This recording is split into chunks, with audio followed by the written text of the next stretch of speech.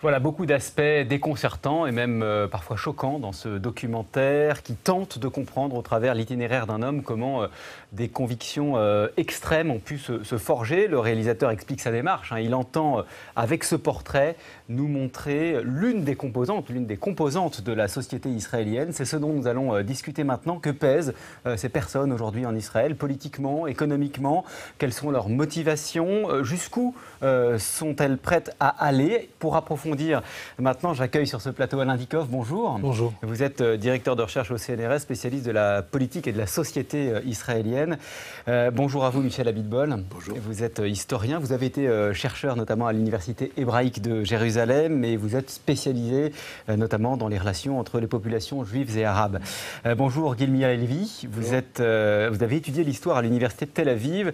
Vous êtes le directeur de la publication du magazine Causeur. Et je précise que vous êtes d'origine israélienne, mais que vous avez demandé à devenir français. Vous avez en quelque sorte un parcours inverse à celui dont on vient de parler dans ce documentaire. Bonjour Dominique Vidal. Bonjour. Vous êtes journaliste, historien et essayiste, collaborateur régulier du Monde diplomatique. Alors, dans sa psychologie, dans son itinéraire, c'est ma première question, dans ses opinions aussi, qu'est-ce que l'homme qu'on vient de voir nous dit d'Israël ou de la société israélienne aujourd'hui? Dominique Vidal. Moi, je crois que c'est un portrait très révélateur, non pas d'un Israélien, ni même d'un colon, mais d'un colon extrémiste, ce qu'on appelle un colon idéologique en Israël. L'héritage de la guerre d'Algérie, avec père CRS, mère activiste de l'OAS, l'organisation armée secrète, découverte à 15 ans de l'univers extrémiste, pour ne pas dire fascisant, du Bétar, sport de combat, bataille, voire terrorisme, il le dit, contre l'extrême droite antisémite et contre les gauchistes, qui le blessent. Et puis l'ALIA, l'immigration en Israël, 3 ans dans les unités d'élite de l'armée israélienne, 6 mois de guerre au Liban, l'installation dans une des colonies les plus extrémistes de Cisjordanie, celle de Kiryat Arba, à côté d'Hébron. Et on le voit à la fin, les tentatives pour racheter illégalement des terres, des maisons arabes, au nom de la poursuite de la conquête de la terre. Et il dit, c'est une très belle phrase, je finis, nous sommes les gardiens du patrimoine d'Israël, en Judée-Samarie. Donc tout cela est révélateur de quelque chose, mais pas nécessairement signifiant. Vous êtes d'accord avec ça, Alain Dikoff? Non, c'est signifiant, c'est-à-dire qu'il y a évidemment un parcours personnel, mais qui est en même temps, qui s'inscrit dans une logique plus large que Dominique Vidal a bien mis en avant, mais c'est en même temps significatif, je dirais, de 2 choses. D'une part, du développement indéniable depuis 1967 d'une colonisation de nature idéologique. Alors tous les Israéliens qui se sont installés en Cisjordanie ne sont pas nécessairement mus, et même la majorité ne l'est pas, n'est pas mue par le type d'idéologie que l'on voit à l'œuvre dans ce documentaire, mais viennent souvent pour des raisons économiques. Cela dit, il y a une minorité active dont ce personnage est tout à fait emblématique, qui est venu mu par une dimension messianique indéniable, de rédemption en fait. C'est-à-dire qu'il pense participer à une œuvre qui est politique, mais qui, quelque part, s'inscrit dans une logique religieuse. Et ça, c'est quand même très important. Minorité active. C'est une minorité active, mais qui est représentative aussi, c'était peut-être ça le dernier point que je voulais évoquer, qui est représentative aussi d'une évolution et lente, quand même, de la société israélienne, d'un Israël qui était globalement plus séculier, à un Israël où la dimension religieuse, ou nationaliste et religieuse, est beaucoup plus présente. Michel Abitbol. Oui, moi je voudrais ajouter que d'abord le rapport un peu spécial de cette minorité, mais vraiment marginale parmi les colons à la terre d'Israël, contrairement même aux religieux, pour lui, pour ce type de personnage, la terre d'Israël est sacrée. Contrairement aux religieux. C'est-à-dire que pour les religieux, elle n'est pas sacrée, c'est une terre où l'on vit religieusement. Mais là, il y a une notion de la sacralité de la terre. Et cette notion de la sacralité de la terre implique qu'il est impossible que quitter cette terre, c'est un sacrilège vis-à-vis de Dieu et non pas seulement vis-à-vis de... Donc cette dimension est primordiale. Je voudrais aussi ajouter sur ce type de personnage qu'il appartient à une catégorie assez large qui doit faire à peu près quelques milliers de personnes que l'on appelle les jeunes des collines, qui sont, ou bien Zohartzenu, c'est aussi un mouvement très, très extrémiste parmi ces colons.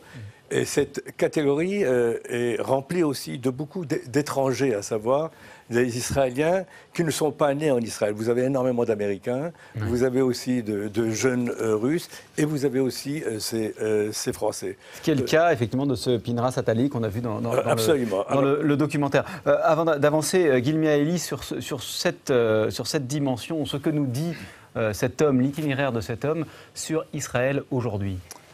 Alors, ce qui est intéressant, plutôt que son itinéraire qui est très particulier, c'est les discours. Et je trouve que le discours est très représentatif de quelque chose de très profond, qui est lié même aux origines du sionisme.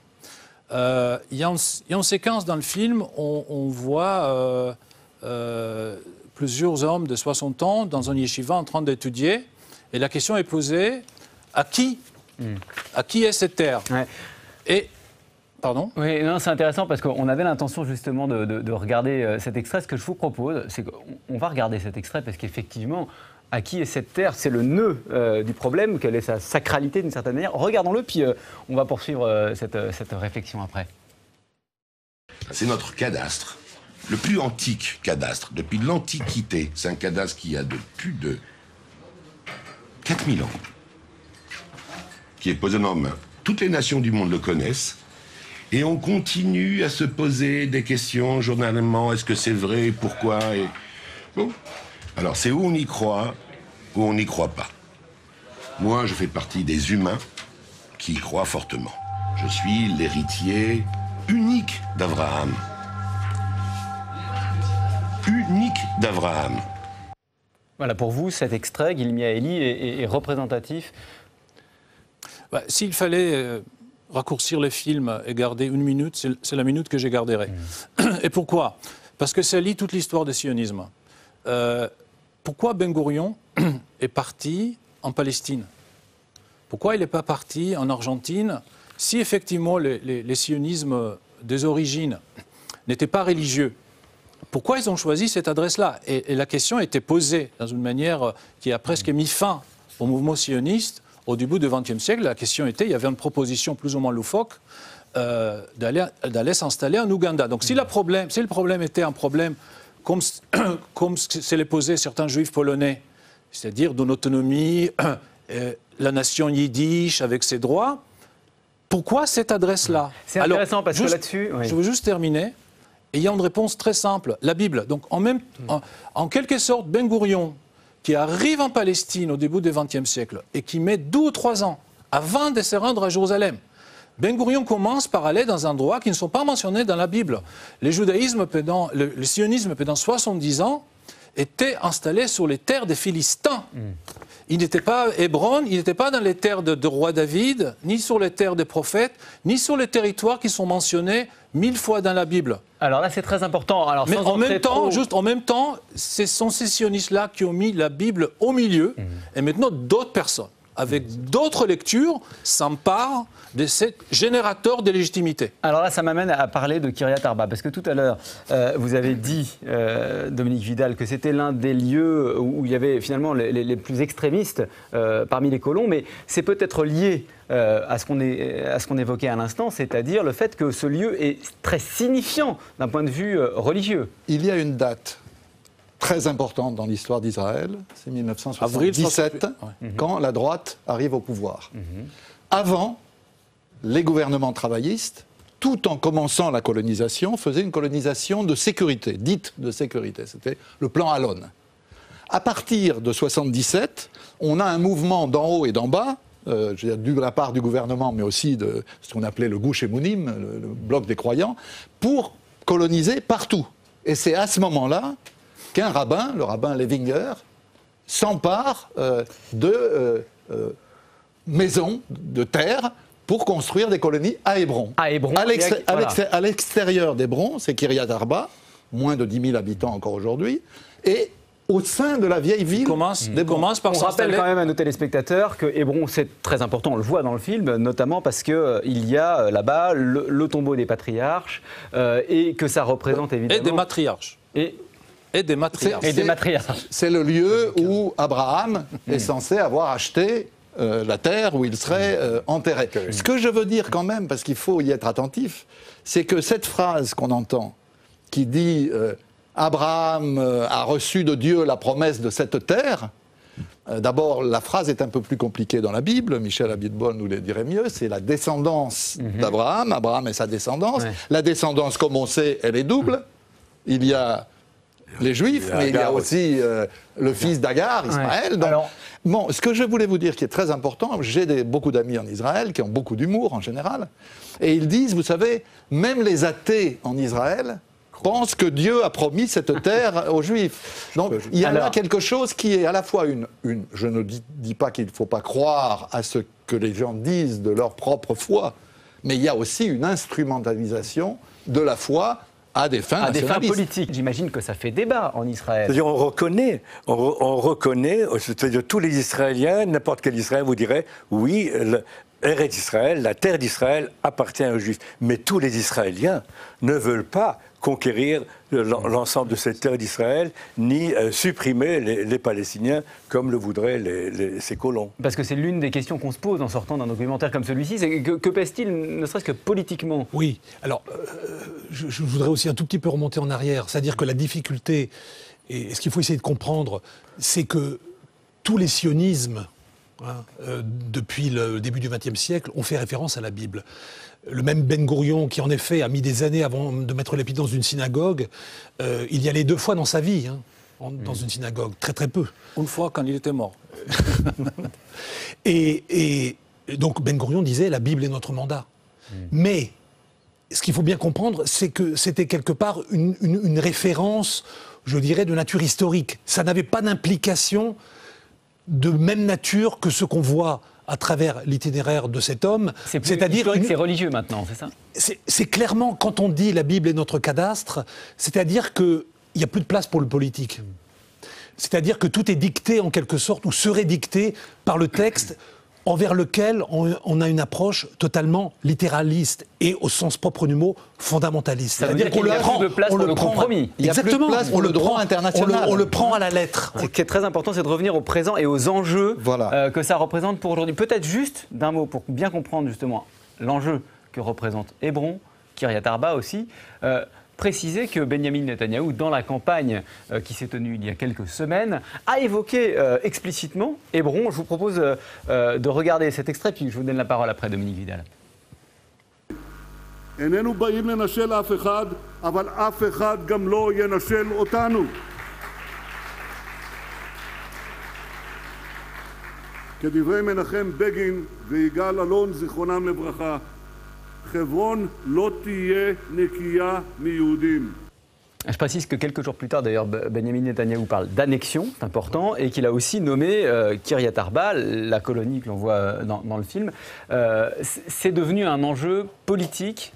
Oui, mais franchement, je ne crois pas qu'il faille attacher une très grande importance à ce discours. C'est pas la première Pendant la campagne électorale, ce sont des propos de campagne. A annoncé qu'il allait annexer la vallée du Jourdain, les colonies, Hébron.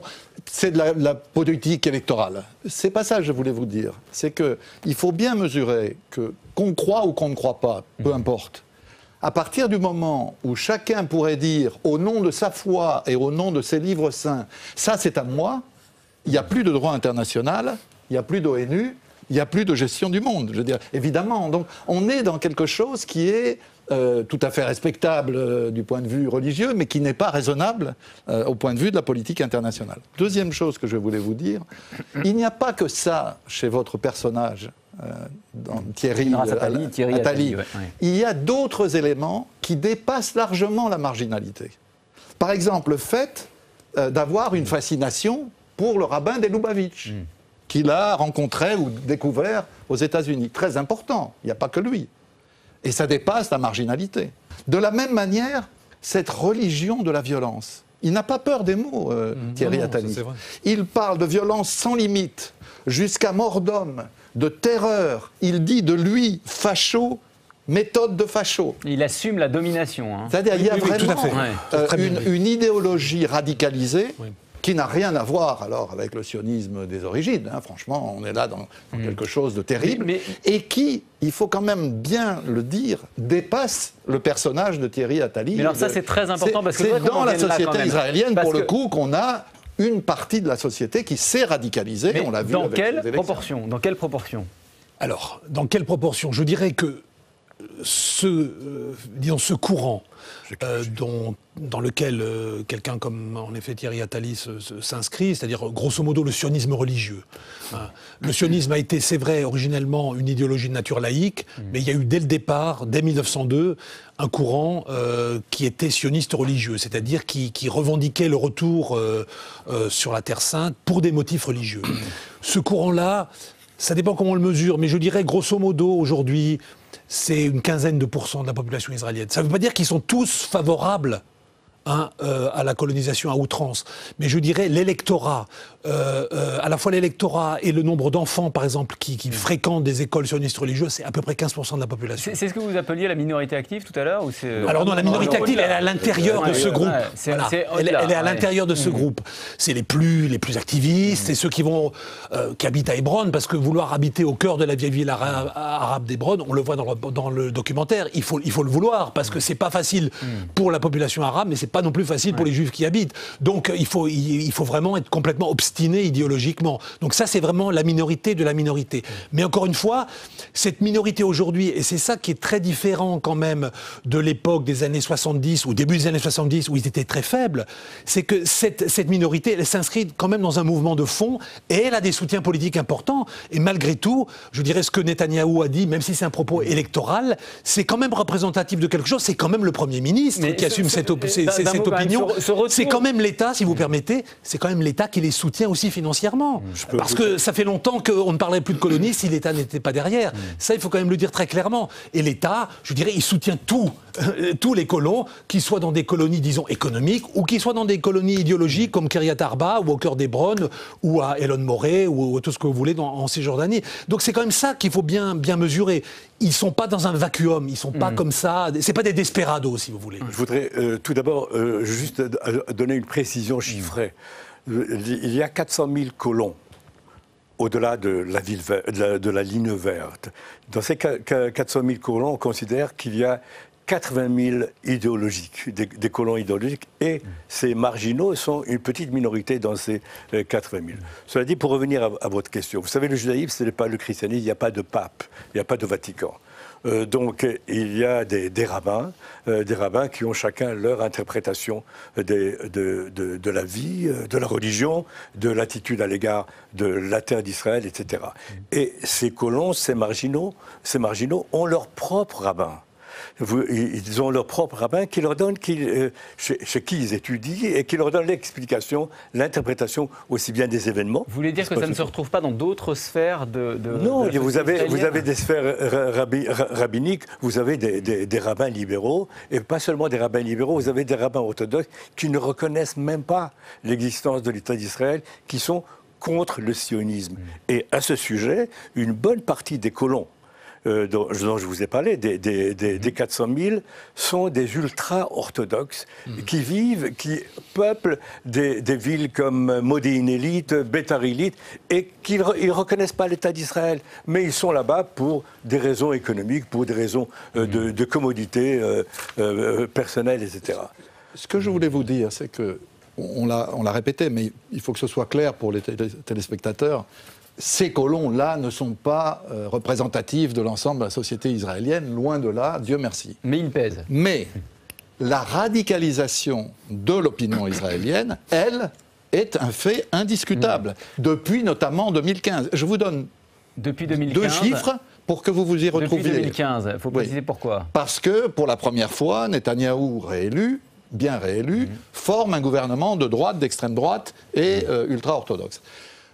Il y a des sondages, ils valent ce qu'ils valent, comme dans tous les pays, mais ils sont en général assez intéressants. Il y a 2 ans, 71% des Israéliens étaient contre l'annexion de la Cisjordanie. Aujourd'hui, 28% sont contre l'annexion de la Cisjordanie. Vous voyez l'évolution terrible, très rapide. Il y a 2 ans, 53% des Israéliens disaient « nous voulons 2 États ». où nous sommes prêts à avoir 2 États, un État palestinien aux côtés de l'État d'Israël. Aujourd'hui, 35% seulement disent la même chose. Donc il y a globalement, pas du fait des colons, mais autour des colons aussi, une radicalisation qui se traduit politiquement sous la direction de Benyamin Netanyahou par la loi fondamentale constitutionnelle, par les lois d'annexion qui ont été votées, même si elles ne sont pas encore en vigueur, par les alliances avec les forces populistes, même antisémites, du type Viktor Orban, du type Yaroslav Kaczynski, etc. Donc vous avez une radicalisation de la société qui suit la radicalisation du pouvoir. J'imagine qu'elle n'est pas uniforme. Droitisation. Droitisation. Cette radicalisation n'est pas uniforme sur tout le territoire. J'imagine que si on parle de Tel Aviv, on est sur d'autres... Non. Là, encore une fois, Kiryat Arba, officiellement, au niveau du droit international, c'est un territoire occupé militairement. Il faut bien comprendre ça. Donc, on n'est pas dans l'Israël reconnu par la communauté internationale. Évidemment, si vous allez à Tel Aviv, c'est un autre Israël. C'est un autre Israël. Et d'ailleurs, le reportage le montre très bien. Il commence à arriver comme nouvel immigrant. Il arrive à Tel Aviv et finalement, ça ne lui plaît pas. Parce que finalement, qu'est-ce qu'il voit à Tel Aviv? Grosso modo, une sorte de Barcelone, si vous voulez, hébraïque. La bonne vie, dit-il. La bonne vie. Mais au bout d'un moment, ça ne lui suffit pas. Il veut quelque chose de vrai. En fait, derrière tout ça, il y a une sorte, évidemment, c'est une illusion, une sorte de recherche d'authenticité, si vous voulez. Et pour lui, cette authenticité... Un Israël fantasmé, vous diriez? Une sorte d'Israël, je dirais, déshistorisé, c'est-à-dire il retourne à Hébron un petit peu comme Abraham il y a 4000 ans. C'est ça quelque chose c'est là qu'il y a quelque chose qui ne va pas, évidemment, si on a un regard un peu extérieur. Il y a une sorte de compression du temps, si vous voulez. Pour lui, il n'y a pas d'histoire en un certain sens. Il y a une sorte de retour aux origines, très clairement. Mais ça existe.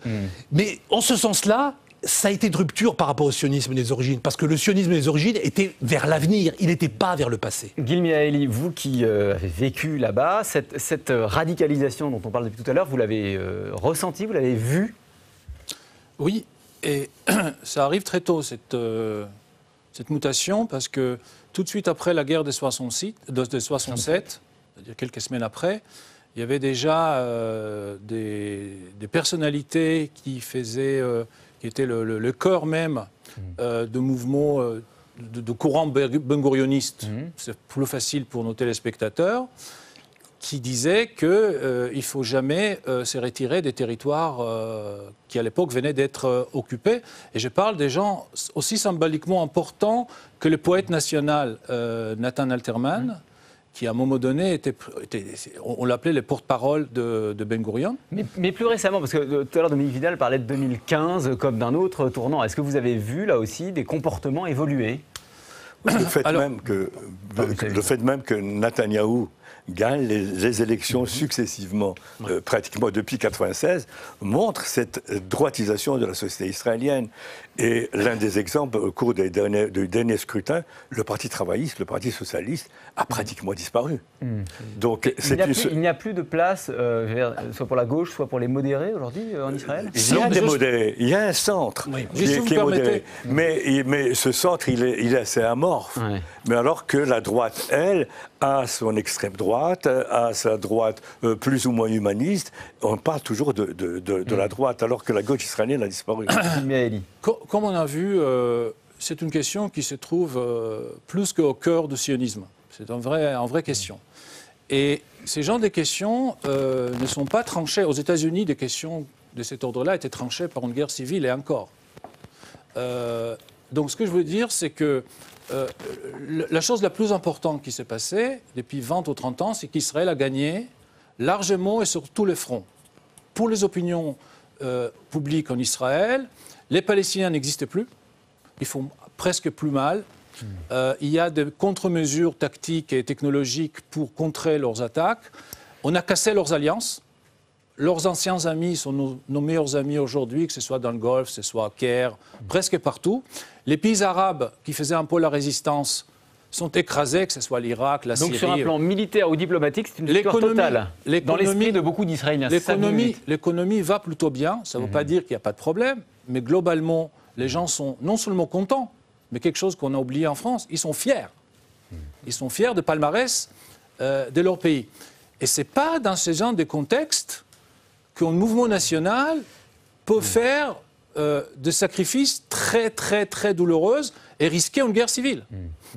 Juste, Dominique Vidal. Bon, on peut discuter où on met le curseur. Il y a des dates importantes. 1967, évidemment, la conquête de tous ces territoires. 1977, pardon, la victoire de la droite. 2000, l'explosion du processus de paix. Pourquoi je dis 2015 ? Parce que depuis 2015, on a une succession d'actes de droitisation. Le plus important à mes yeux, c'est la loi du 19 juillet 2018. Vous savez que jusque-là, Israël se définit comme État juif et démocratique. Bon, on peut discuter sur le caractère oxymore ou non de cette formule. Parce qu'après tout, s'il y avait une majorité d'Arabes, comment est-ce qu'il resterait démocratique et juif et voilà, donc.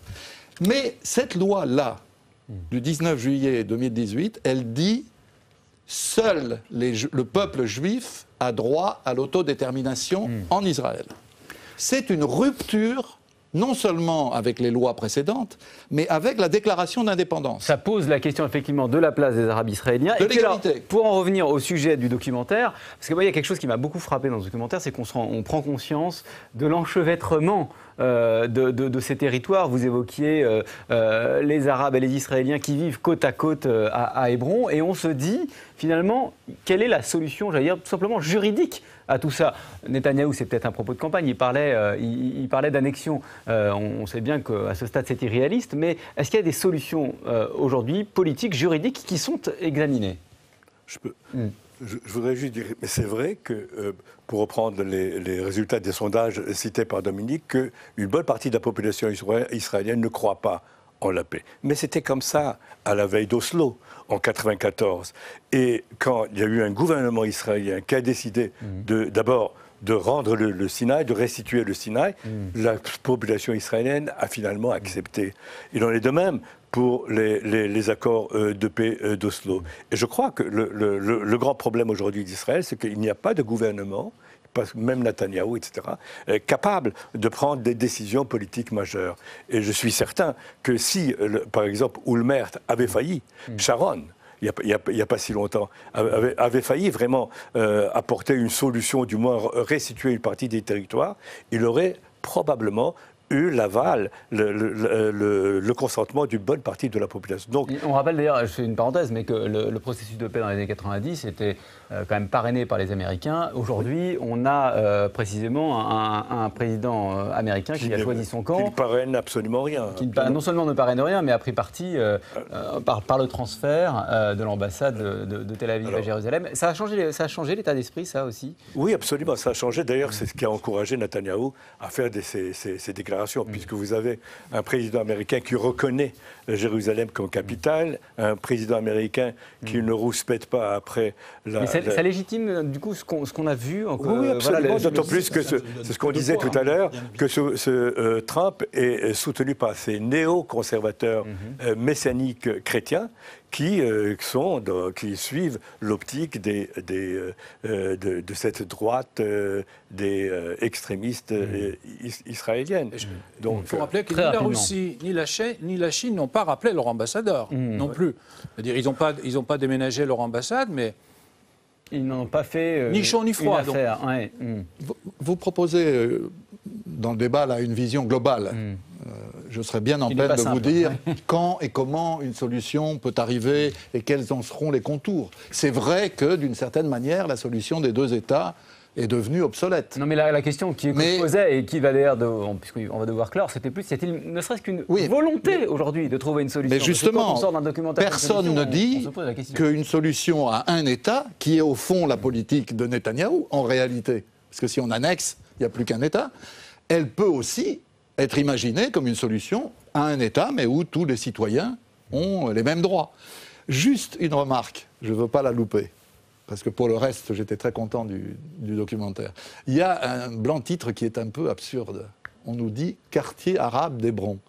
Est-ce que vous savez qu'à Hébron, il y a 250 000 Palestiniens et 600 à 700 colons israéliens dans la ville, dans la vieille ville.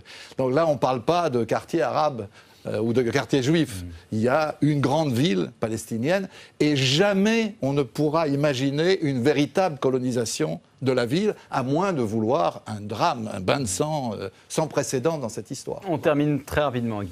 Bon, après, la séquence qu'on a vue tout à l'heure avec le cadastre Bible ne devrait pas cacher le fait qu'à Hébron, il y avait une communauté juive qui n'était pas sioniste et qui n'était plus là après 29 parce qu'ils étaient massacrés par les voisins, même si certains étaient sauvés par d'autres voisins. Voilà.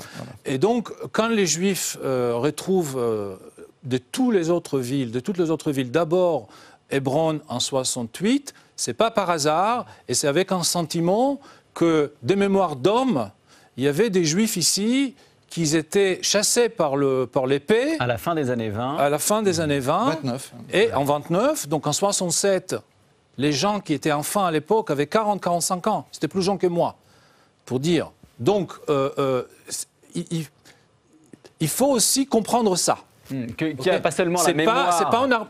C'est pas juste une armée d'occupation qui débarque de nulle part, quelque part dans la jungle. Mais Guy, quand il faut, dans la vieille ville, dans la grande rue de Hébron, avoir un filet de fer pour protéger les passants arabes des colons qui jettent leurs ordures sur eux, vous voyez, là, on n'est plus ni dans la Bible, ni dans la justification par l'histoire, on est dans quelque chose d'inacceptable. J'essaie juste d'expliquer. Merci beaucoup, en tout cas, à tous les quatre, de nous avoir éclairés sur cette situation, on l'a bien compris, extrêmement complexe. Mais merci à vous, c'était passionnant. Je précise, Alain Dikoff, que vous avez dirigé avec Philippe Portier aux presses de Sciences Po un ouvrage intitulé Religion et politique. C'est paru en 2017, dont un chapitre qui est intitulé Nationalisme et religion en Israël. Dominique Vidal, vous êtes l'auteur d'un livre paru l'an dernier aux éditions Libertaria, antisionisme égale antisémitisme, avec un point d'interrogation, ce qui faisait écho à des propos d'Emmanuel Macron. C'est une réponse au président de la République sur ce sujet. Et puis Michel Abitbol, vous êtes l'auteur d'une histoire d'Israël parue chez Perrin en 2018. Merci à tous. Nous poursuivons cette émission spéciale avec un film qui tranche avec le précédent. Il y a 4 ans, quelques femmes israéliennes et palestiniennes ont créé le mouvement Women Wage Peace. Leur objectif est aussi simple qu'audacieux, faire en sorte que les dirigeants des deux camps s'attablent à nouveau pour négocier. Elles sont désormais plusieurs milliers. Voici Les guerrières de la paix, un film de Anna Assouline et Jessica Berthaud.